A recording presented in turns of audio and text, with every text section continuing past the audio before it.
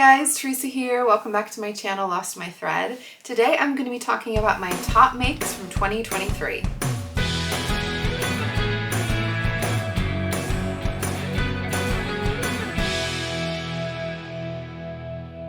I am very excited to be making this video today. This is always one of my favorite videos that I do, where I get to look back at the previous year and pick out some of my favorite things, pick out some of the highlights.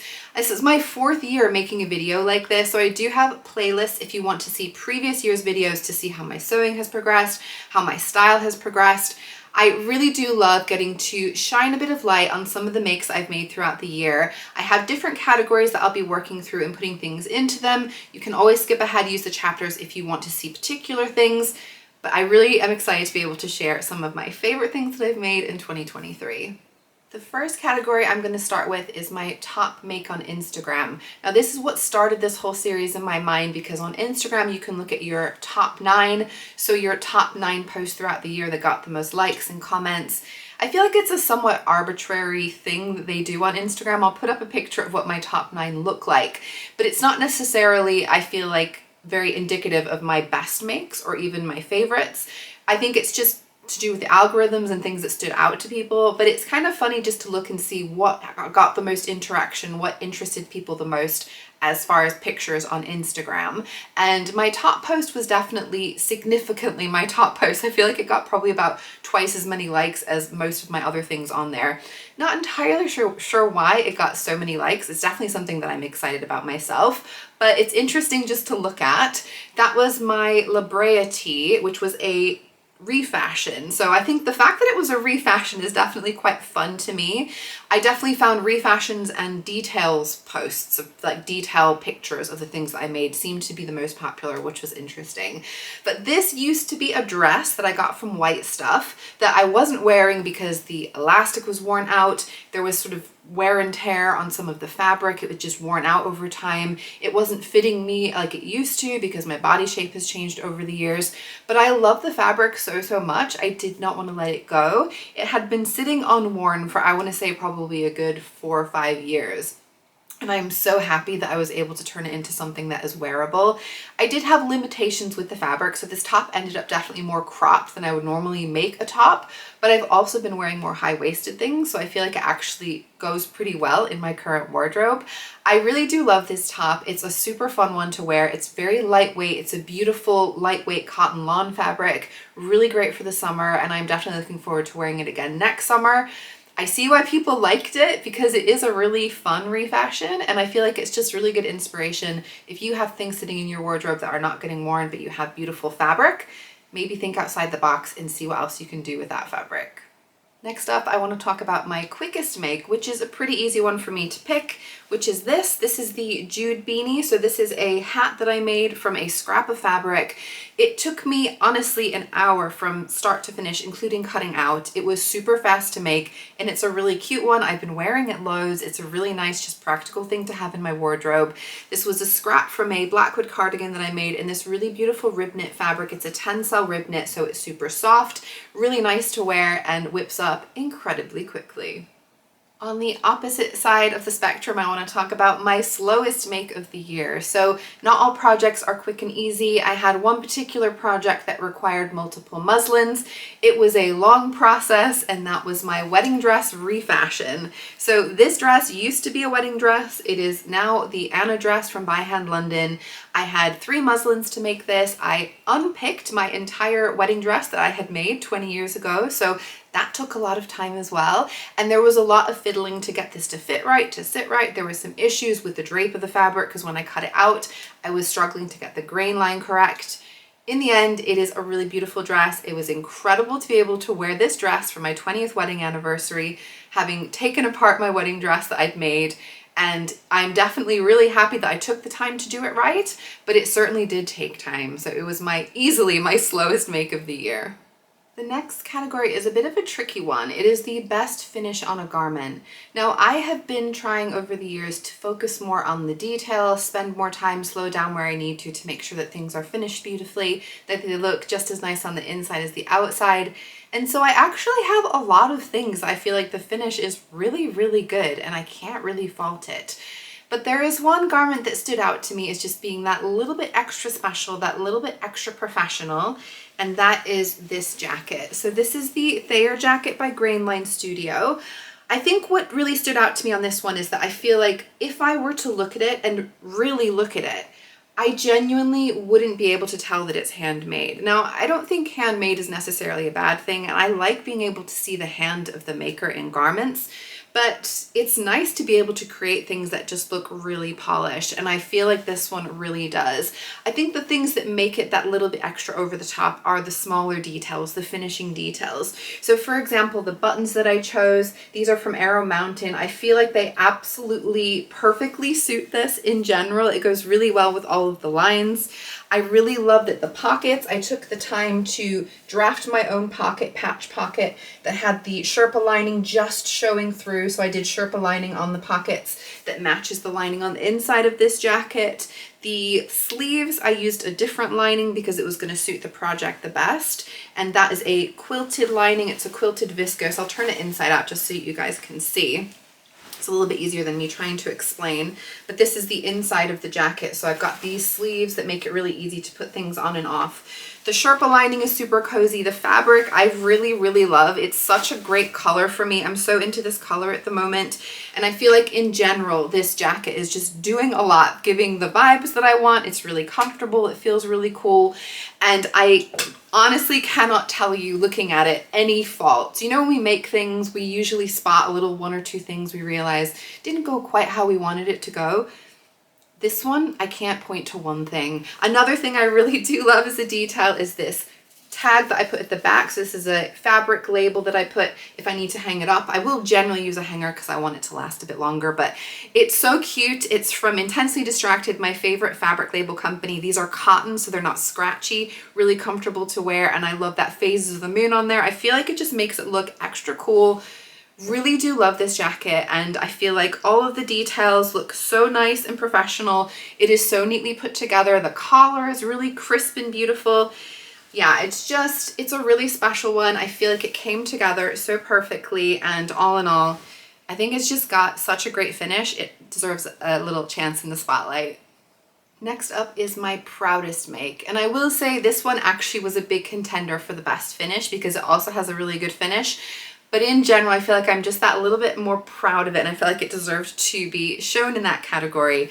And that is this dress. This is the Matilda shirt dress from Megan Nielsen Patterns. I really am so proud of all of the details on this one that I took the time to get just right.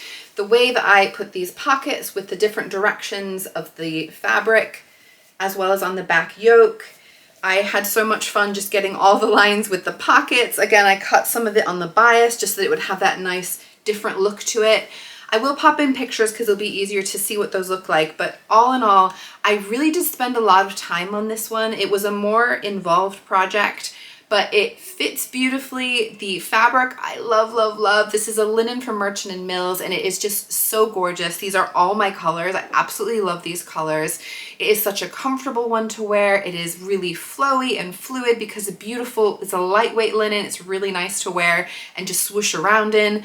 But it is also just so cool. All those little details, the buttons that I picked, I feel like are absolutely perfect. Again, those little finishing details really do put it over the edge for me. And I spent my time to get this one just how I wanted it. I have made this dress before, but not for years. And I'm so glad that I revisited it. It's such a beautiful pattern. I very much do want to try and use both the top and the skirt to make other projects in addition to making more of this dress. But I am just so proud of how this one came together. It is definitely one of my favorite things that I have made, and it deserves to be shown to you guys as my proudest of 2023.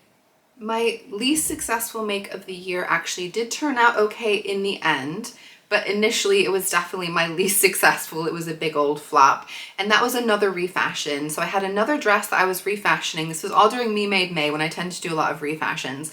It was an old dress that I absolutely loved with a beautiful handkerchief hem, another really beautiful lightweight cotton lawn fabric that I wanted to keep somehow. The skirt generally did fit, and so my hope was I could somehow make a bodice that would match, but I couldn't use the existing bodice because it was way too small on me. It does not fit me at all, and there wasn't enough of that fabric to just rework it. So I decided what I was going to do is put a contrasting fabric, and then it would just be a kind of mix and match two different fabrics, and I was hoping that it would work out. It did not work out. I used the Holyoke bodice from Cashmerette, and I will say the bodice of that dress fit me really well. It was not an issue of fit. I just did not like those contrasting fabrics. I did try to tie in some of the original dress details with including that ruffle around the neckline and around the sleeve, or the armhole I should say, but I just feel like it did not come together. To me, it looked a little bit silly, a little bit clownish. It didn't do what I wanted it to do, and I knew that I wasn't gonna wear it as it is.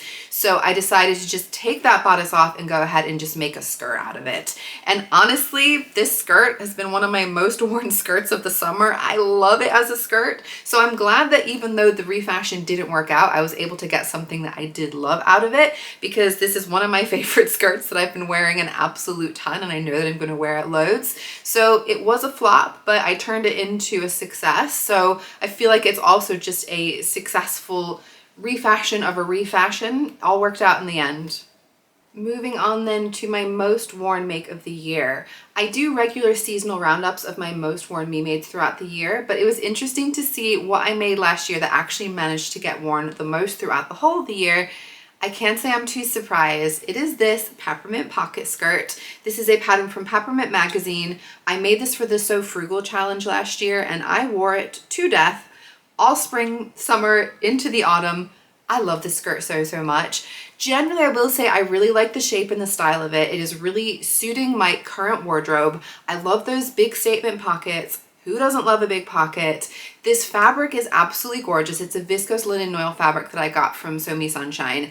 I feel like this kind of fabric pairs so well with this skirt because you have a bit of swoosh and movement, a bit of weight, so it really does move around. A nice full skirt. I love that I got it nice high-waisted because it's very much the style that I'm gravitating towards now. And the main thing with this skirt though, honestly, is it just goes with so much that is in my wardrobe. It pairs perfectly with almost everything. The only things it doesn't pair perfectly with are green things. So I definitely need to make another of these skirts in another color. I do have fabric lined up for it because I love this skirt. I know that I need to have more of them, but I was not expecting this one to be such a hit, genuinely. When I made it, I liked it, but it's just fun to see that it really has been such a go-to, such a staple in my wardrobe. Highly recommend this pattern. I love my Peppermint Pocket Skirt, and it is not surprising that it was my top worn make of the year. Next up is my most surprising make. So this is something that surprised me. It could be a good surprise or a bad surprise, but basically something that didn't quite turn out how I was expecting it. And that for me is this dress. This is the Maya Sotis dress from Deer & Doe. Now, I didn't make this dress in 2023, but what I did do is I added an extra tier onto the bottom to make it longer. When this dress was originally made, I liked it as it was. I really love the style of it, the fit of it, the shape of it is beautiful. The fabric is stunning. It is an Indian block print fabric that I got from Merchant & Mills. I am in love with the fabric, the colors, it's absolutely beautiful. It's a really lightweight cotton batiste fabric, so it has really great movement and volume. It's really fluffy with all those gathers, but it was just too short, and I just found that I was not wearing it. The time that I most commonly wear dresses is for work. I wasn't going to be able to wear this for work with the length that it was. It was cute, it was pretty, but it just was not getting worn. And this was an instance, guys, where I was so happy that I saved my scraps. I had just enough scraps left over to piece together a ruffle to add to the bottom, to give it a bit more length, make it more of a midi length. And guys, I absolutely love this dress now. It feels like a total transformation, a small change that I did not think was going to be that big of a deal, but it turned into something that I was not wearing, into something that I reached for again and again, and it was one of my most worn garments of the summer, definitely, and even into the autumn, and it's definitely one I'm going to be reaching for once the weather gets warm again. This lightweight fabric is fantastic for warmer weather. It is really great with all that volume at the bottom, with the extra ruffle at the bottom especially. There is so much length to the bottom of this dress. It moves around, it swooshes around, that lightweight fabric bounces. It is such a fun one to wear. It is really pretty, it is really flattering. I feel like it's just doing all the things for me, and it was just sitting in my wardrobe not getting worn. So it was a really wonderful surprise for me, and I hope to have more similar surprises in the future. I love this dress so much, and it does deserve to be up here in my top makes of the year. The next category is my favorite hand-sewn gift. Now I do most of my sewing for myself. That is what I get the most pleasure from, but also I do of course love sewing for other people, like I know a lot of you guys do as well. There are a few things, quite a few things that I made throughout the year that I am really proud of, that I think worked out really well, but I think my favorite has to be the Rhapsody blouse that I made for my mom in a viscose lawn fabric. Now this fabric is so soft and lightweight and buttery and beautiful. The print is absolutely stunning. My mom looks so good in it. I know she was really excited to get it from me. I think this blouse is such a great shape and she really loves the length of it, the fit of it. She was absolutely thrilled to get it. I also made my mom a matching scrunchie because who doesn't want a matching scrunchie when you get a nice top? She was so excited with that scrunchie, maybe even more than she was with the original top, but she really did love having the two together, absolutely. Of course, I took my time with this because it was a special project. I did all French seams on this, hoping that it will then be able to last her for years to come. It was a really beautiful make. I know my mom really loved it, and I think it is a really special one that I made this year. And finally, my favorite make of the year. This is a tricky category. There are definitely a lot of things that I really do love. I feel like I've had a pretty good sewing year, if I'm honest, but there is one thing that really just stood out that was bringing me the most joy when I was thinking about it, makes me feel really wonderful when I wear it, and I'm wearing it today. It is my Burnside bibs by Sew House 7. So this pair of bibs, overalls, whatever you want to call it, they are definitely my favorite thing that I made this year. I made them recently, just in November, but I can tell you guys I'm going to be wearing them all the time as soon as it's warm enough to do so. This is a pattern I've had my eye on for such a long time, and I only recently learned that there were different variations. This one has a side zip and it has pleats at the back, which means that it's much more fitted to my body, so it doesn't have as much bulk in the back as I've seen in some other versions. I also use this incredible red viscose linen noil fabric that I got from Blackbird Fabrics. It is definitely one of my favorite types of fabrics to wear. It's one of my favorite type of fabrics to work with. This color though is just everything for me. It is really bright. It is really in your face, but man, is it fun. I really do love it for this. I love the wide leg that moves around and swishes around with this fabric. It is really a great one to pair with so many things in my wardrobe. What I like about this one is definitely a bit smarter than a lot of other bibs, and I feel like I can be wearing this one to work with a blouse like I'm wearing today, as much as I can be wearing it with a tank top in the summer and just swooshing around.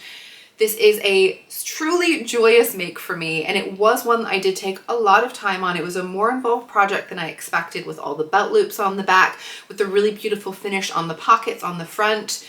All in all though, it is such a win for me. I love these bibs. They are one of my favorite things to put on. I know I've only just made them, but I've been wearing them an absolute ton, and I know that these are going to be a firm favorite in my wardrobe for years and years. Love my Burnside bibs. So happy that I finally got around to making them. They're just so joyous.